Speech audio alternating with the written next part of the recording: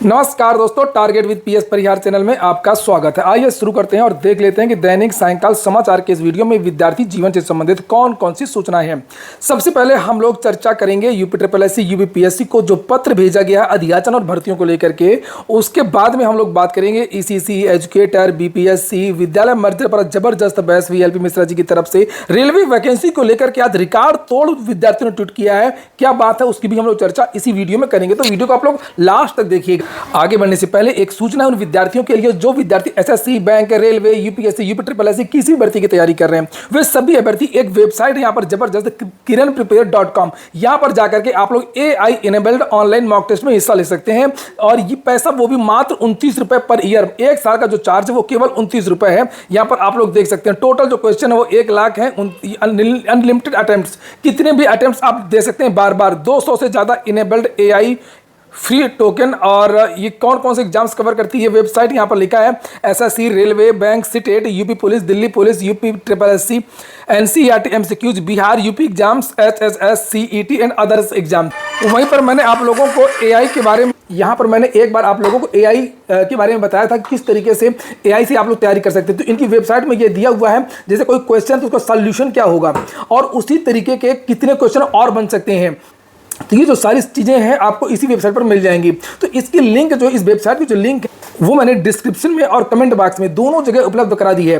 तो आप लोग जाकर के इसका लाभ ले सकते हैं। और यहाँ पर देख सकते हैं कि केवल 29 रुपए आपसे लिए जा रहे हैं और लिंक डिस्क्रिप्शन के साथ साथ कमेंट बॉक्स में भी उपलब्ध है। चलिए बात करते हैं। सबसे पहले बात हो रही है, जो शासन ने पत्र लिखा यूपी ट्रिपल एससी यूपीएससी सभी भर्तियों में जो देरी हो रही है, जो अधियाचन यूपी ट्रिपल एससी भेजा गया है और जो उत्तर प्रदेश लोक सेवा आयोग अधियाचन भेजा गया, लेकिन जिन पर विज्ञापन नहीं निकले हैं।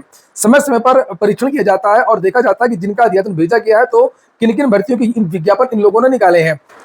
ये देख सकते हैं 5 जुलाई को बैठक है, ये ऊपर डेट पड़ी हुई है 5 जुलाई को, और ये पत्र शासन की तरफ से भेजा गया है सभी को, लोक सेवा आयोग को और यूपी ट्रिपल एससी को भेजा गया। कुलदीप कुमार रस्तोगी विशेष सचिव।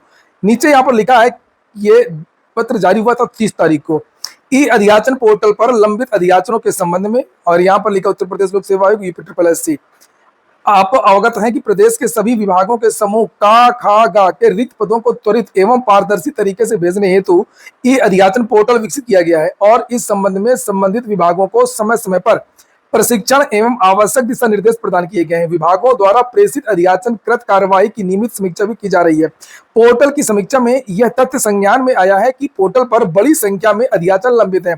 कोई विज्ञापन नहीं निकाले 7-7 साल से, 8-8 साल से। लोक सेवा आयोग में आप जाकर के देख लो, एलटी की वैकेंसी 8 साल से नहीं आई, जीडीसी की वैकेंसी कई साल से नहीं आई, खंड शिक्षा अधिकारी की वैकेंसी कई साल से नहीं आई, पीसीएसजे की वैकेंसी नहीं आई। स्वास्थ्य शिक्षा अधिकारी की एक भर्ती है जिसका अधियाचन लगभग 5 साल से लंबित है। ऐसी बहुत सारी भर्तियों विज्ञापन ये निकाल ही नहीं रहे। और इसी तरीके से यूपी ट्रिपल एससी के बारे में सभी को पता है। नीचे यूपी ट्रिपल एससी तो 2015 की भर्ती में लगा हुआ है, अब वो कहां से 25 भर्ती निकालेगा। अतः ई अधियाचन पोर्टल पर कृत कार्रवाई की पुनः समीक्षा हेतु मुख्य सचिव उत्तर प्रदेश शासन की अध्यक्षता में लोक भवन बी ब्लॉक प्रथम तल स्थित उनके कार्यालय कक्ष में दिनांक 5 जुलाई को अपराह्न 4 बजे एक समीक्षा बैठक आहुत की गई है। तो उसमें समीक्षा होगी। इस संबंध में मुझे यह कहने का निर्देश हुआ है कि कृपया उक्त बैठक में समस्त पूर्ण सूचना सहित प्रतिभाग करने एवं बैठक से संबंधित सूचना दिनांक 3 जुलाई 2025 को उपलब्ध कराने का कष्ट करें। बैठक में अध्यक्ष सचिव उत्तर प्रदेश लोक सेवा आयोग प्रयागराज द्वारा वीसी वीडियो कॉन्फ्रेंसिंग के माध्यम से प्रतिभाग किया जाएगा। बैठक का लिंक, पासवर्ड यथा माध्यम उपलब्ध करा दिया जाएगा और अध्यक्ष सचिव उत्तर प्रदेश जन सेवा चयन आयोग लखनऊ द्वारा भौतिक रूप से प्रतिभाग किया जाएगा। तो लोक सेवा आयोग को अधिकारियों को वहां पर नहीं बुलाया गया, वीडियो कॉन्फ्रेंस से सम्मिलित होंगे और बाकी जो यूपी ट्रिपल एससी है वो अधिकारियों को खुद जाना होगा। देखते हैं क्या होता है और क्या नहीं होता है। इसी तरीके से एक बार और समीक्षा हुई थी, आप लोगों को पता होगा, जिसमें यूपी ट्रिपल एससी की तरफ से बताया गया था बहुत सारी भर्तियों के बारे में, लेकिन कुछ हुआ नहीं था। और अच्छी बात है कि अधियाचन के बारे में ये मीटिंग हो रही है। अगर भर्तियों के बारे में मीटिंग होती तो ये लोग पुरानी भर्तियों की चर्चा करते, नहीं की तो चर्चा ही नहीं करते। अगली सूचना है बिहार पीसीएस की। 71वीं बीपीएससी की जब प्रीलिम्स का जो एग्जाम है उसकी तारीख में बदलाव कर दिया गया है। उसको लेकर के ये एक नोटिस भी जारी की गई है, जिसे आप लोग यहाँ पर देख सकते हैं। लिखा है कि पहले की जो तारीख थी 10 सितंबर, अब ये परीक्षा 13 सितंबर को होगी। और एक और भर्ती है सहायक प्रशाखा पदाधिकारी, ये परीक्षा 10 सितंबर को होगी। और अब हम बात कर लेते हैं ईसीसी एजुकेटर भर्ती के शासनादेश की। अगली जो सूचना है वो ईसीसी एजुकेटर शासनादेश को लेकर के है। बहुत सारे जो विद्यार्थी हैं वो इसको लेकर के बहुत सारे प्रश्न पूछ रहे थे। तो ये जो शासनादेश जिसे आप यहाँ पर देख रहे हैं 27 जून को जारी हुआ था, और ये मैं अपने टेलीग्राम चैनल पर डाल दूंगा, तो आप लोग अच्छी तरीके से इसको पढ़ लीजिएगा।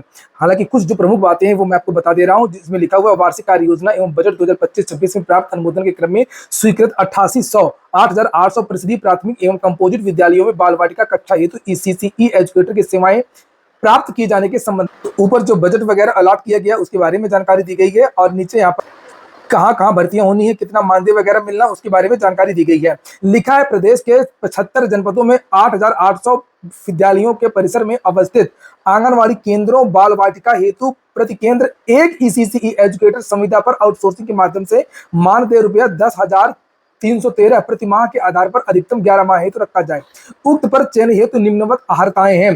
तो ये जितने भी आंगनवाड़ी केंद्र हैं या बाल वाटिका हैं, प्री प्राइमरी की जो कक्षाएं चलेंगी वहां पर इनकी नियुक्तियां होंगी। 10,000 की नियुक्ति पहले ही हो चुकी है, प्रक्रिया चल रही है अंतिम रूप से, और ये नई भर्ती है 8,800 की, जिसमें लिखा हुआ है 75 जनपद, और नीचे ये सब बातें वही बातें जो आपने ऊपर देखी लिखी हुई है। योग्यता देख लीजिए एक बार, और लिखा है विधि द्वारा स्थापित यूजीसी से मान्यता प्राप्त विश्वविद्यालय से स्नातक परीक्षा गृह विज्ञान मुख्य विषय के साथ, अगर आपका 2 साल भी है तो भी है, चल जाएगा। न्यूनतम 50% अंकों के साथ में अगर आपने उत्तीर्ण किया हो, और आरक्षित वर्गों को 5 साल की छूट भी इसमें मिल जाएगी स्नातक में। या नीचे लिखा अगर आप लोगों ने नर्सरी अध्यापक शिक्षा एनटीटी सीटी नर्सरी डीपीएसई का कम से कम 2 वर्ष का डिप्लोमा किया हो, कुछ भी आपने पढ़ाई करी हो, तो भी आप लोग आवेदन कर सकते हैं, यानी कि इंटरमीडिएट स्नातक वगैरह। आवेदनकर्ता की अधिकतम आयु जो है 1 जुलाई 2024 को 40 वर्ष से अधिक नहीं होनी चाहिए, बस जो वो ये जो उत्तर प्रदेश में होती है। ईसीसीई एजुकेटर्स का कार्य एवं दायित्व तो आयु वर्ग 3 से 6 वर्ष के बच्चों को औपचारिक शिक्षा तैयार करना, आयु वर्ग 3 से 6 वर्ष के बच्चों के भौतिक मानसिक सामाजिक संवेगात्मक एवं अकादमिक विकास हेतु वातावरण सृजन, आंगनवाड़ी कार्यकर्त्री को उक्त की संप्राप्ति में सहयोग करना, आयु वर्ग 5 से 6 वर्ष के बच्चों पर विशेष ध्यान देते हुए निपुण भारत मिशन के अंतर्गत निर्धारित अधिगम स्तर की संप्राप्ति सुनिश्चित करना। तो यही सब काम यहाँ पर लिखे हुए दायित्वों के बारे में जानकारी दी गई है। अभिभावकों से बातचीत करना है उनके बच्चों के बारे में।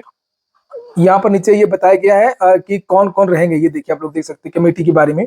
ये जिलाधिकारी और प्राचार्य, जिला शिक्षा प्रशिक्षण संस्थान, जिला कार्यक्रम अधिकारी, सेवा योजना अधिकारी, वित्त एवं लेखा अधिकारी, बेसिक शिक्षा अधिकारी, ये सब लोग रहेंगे कमेटी में।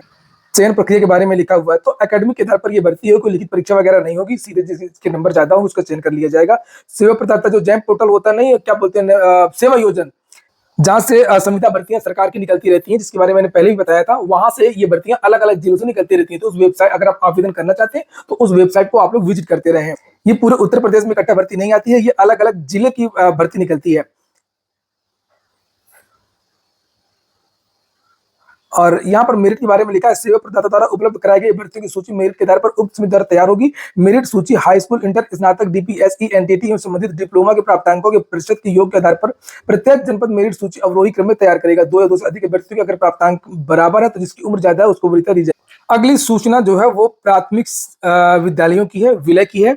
और जैसा कि कल भी सुनवाई हुई थी, आज भी सुनवाई हुई थी, कि तेवर तो कल ही लग गए थे जब सरकार की तरफ से बार बार तारीखें की मांग की जा रही थी। तो जज साहब को ये कहना था, या तो हम पहले स्टे देंगे और या इस केस को हम जल्द समाप्त करेंगे, 2 दिन में खत्म कर देंगे, क्योंकि ये बच्चों का मामला है, नौनिहालों का मामला है। और मैंने कल बताया भी था कि नौनिहालों के मामले में, बच्चों के मामले में जो कोर्ट है वो बहुत ज्यादा बच्चों का फेवर करती है। कभी भी देख लीजिएगा, कट ऑफ वगैरह की बात हुई तो ज्यादा कट ऑफ वाले को रखेगी, क्योंकि गुणवत्तापूर्ण शिक्षा मिले, सभी बच्चों को शिक्षा मिले, तो ये सब चीजें रहती हैं। तो आज जो बहस शुरू हुई लगभग 2:30 बजे के आसपास, 2:15 बजे के आसपास आज बैठक शुरू हुई थी। एनईपी, नेशनल एजुकेशन पॉलिसी, और आरटीई एक्ट। तो सरकार बार बार एनईपी की बात कर रही थी, और बाद में यही कहा गया विद्यार्थियों की तरफ से और कोर्ट की तरफ से भी चर्चा हुई कि एनईपी माने कुछ नहीं, एनईपी नेशनल एजुकेशन पॉलिसी जो सरकार बनाती है, और जो मेन होता है वो होता है आरटीई एक्ट। सरकार का कहना था कि ये जो है इशारा ये था कि एनईपी बहुत बड़ी चीज है और उसको हमको फॉलो करना होगा। लेकिन बात ये कि जो विद्यार्थियों के अधिवक्ता है वो बार बार आरटीई एक्ट की बात कर रहे थे। अब वास्तव में आरटीई एक्ट से बड़ा कुछ भी नहीं है। सरकार का ये कहना था कि गवर्नर ने ये पावर दिया कि मुख्य सचिव की अध्यक्षता में अपर मुख्य सचिव एनईपी पर रूल बना सकती है, यानी हम ये कानून बना सकते हैं, हम दूर स्थित स्कूल के लिए ट्रांसपोर्ट की सुविधा देंगे। कितना बड़ा मजाक है, मतलब ये ट्रांसपोर्ट की सुविधा देंगे, ये ऐसे लोग कह रहे हैं जिन्होंने समय से बच्चों को कॉपी नहीं दी, पुस्तकें नहीं दी, बैग नहीं दी। जब एग्जाम पास में जाता तब पुस्तकें मिलती हैं, सभी को मिल भी नहीं पाती। और ये कहां से ट्रांसपोर्ट, जो कुर्सी न दे सका, जो विद्यालयों में शौचालय की व्यवस्था ना करा सकी जो सरकार, वो टेम्पो टैक्सी लगाएगी, बसें लगाएगी प्राइमरी में। हाथ कर दिया एकदम से। कोर्ट में सुनवाई के दौरान सरकार के अनुसार स्कूल मर्जर पायलट प्रोजेक्ट है। हाईकोर्ट इलाहाबाद, हाईकोर्ट लखनऊ में आज इन्हीं सब मुद्दों को लेकर के बहस हुई। फिलहाल जो ऑर्डर है वो रिजर्व कर दिया गया है। आज दो अधिवक्ताओं ने बहस किया, एक संदीप दीक्षित जी मुख्य रूप से और डॉक्टर एलपी मिश्रा जी। इनकी तरफ से यह कहा गया कि NEP is only policy which is not under any constitution and it is only a framework for education but right to education which ensures free education to every children from 6 to 14th comes under for fundamental rights. तो ये 6 से 14 साल के बच्चों को निःशुल्क सुविधाजनक शिक्षा जो प्राप्त करना ये मूल अधिकार है, फंडामेंटल राइट है। और उसके बाद में स्कूल कॉम्प्लेक्स और स्कूल मर्जर का अंतर भी इन अधिवक्ताओं ने कोर्ट को अच्छी तरीके से समझाया। तो उम्मीद यही है कि जो सरकार का जो आदेश, जो ये तुगलकी फरमान है, निश्चित तौर पर इस पर विराम लगेगी। और वैसे कोई और मामला होता जैसे वैकेंसी का, रोजगार बेरोजगार, ये वो सरकारी नीति से संबंधित होता तो बात अलग है, कोर्ट ज्यादातर सरकार के पक्ष में रहती है। लेकिन ये जब बच्चों को, मैं फिर से एक बार बता दूं, जब बच्चों की बात आती है तो सरकार, वो जो कोर्ट है, उनका जो मत है वो ज्यादातर बच्चों के पक्ष में ही जाता है। अगली जो सूचना है वो रेलवे रिफॉर्म्स को लेकर के है। इसको लेकर के मैंने वीडियो भी बनाया था, आप लोगों को जानकारी भी दी थी और ये कहा था कि बहुत सारे जो छात्र हैं पूरे देश के और बहुत सारे शिक्षक हैं वो आज एक ट्विटर अभियान करेंगे और ट्विटर अभियान किया भी। और यहाँ पर आप देख सकते हैं कि 1.56 मिलियन पोस्ट हुई आज। ये देखिए यहाँ पर 15 लाख से ज्यादा ट्वीट जो है वो हो चुके हैं। वो बात अलग है कि सरकार की तरफ से, रेल मंत्री की तरफ से कोई भी बयान उस तरीके का नहीं आया, कोई जवाब नहीं दिया गया इस तरीके का। विद्यार्थियों की बहुत सारी मांगे हैं, आप यहाँ पर देख सकते हैं कि रेलवे एग्जाम कैलेंडर जारी नहीं करता सही से, ग्रुप डी की वैकेंसी बहुत कम है, रेलवे की वेटिंग लिस्ट जारी नहीं होती है, एग्जाम सेंटर बहुत दूर दूर भेजे जा रहे हैं और धांधली के खिलाफ सख्त कार्रवाई नहीं हो रही है। तो अगर आप लोगों ने अभी तक ट्वीट ना किया हो तो आप लोग अभी भी ट्वीट कर सकते हैं। ये मैंने स्क्रीनशॉट नहीं लिया था, ये मैंने सीधे आपको ट्विटर दिखा रहा हूँ। ये यहाँ पर देख सकते हैं हंसराज मीना ने ट्वीट किया। जितने भी शिक्षक हैं, राकेश यादव, अभिनय मैथ्स और विपिन और जितने भी, ये देखिए मेरा ट्वीट भी आपको दिख गया। ये देखिए, छात्र अब नहीं सहेंगे बेरोजगारी और अनदेखी, ये देखिए ट्रेंड कर रहा है। और मैं एक बार इसको रिट्वीट और कर देता हूँ, रिपोस्ट कर देता हूँ। निधि अंबेडकर, ये देखिए शिवम, ये तो ये अभियान चल रहा है